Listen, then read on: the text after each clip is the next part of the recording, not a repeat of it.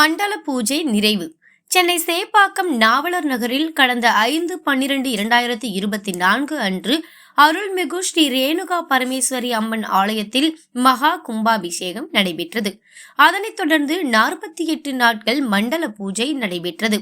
22/1/2025 அன்று மண்டல பூஜை நிறைவு பெற்றது.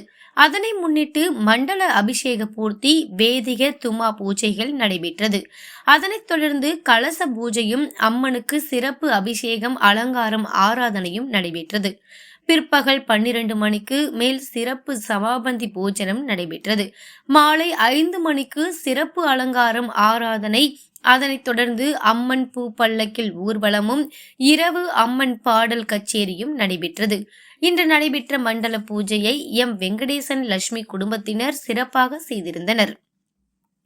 மண்டல பூஜையை கே ராஜேந்திர குருக்கள் நடத்தினார்.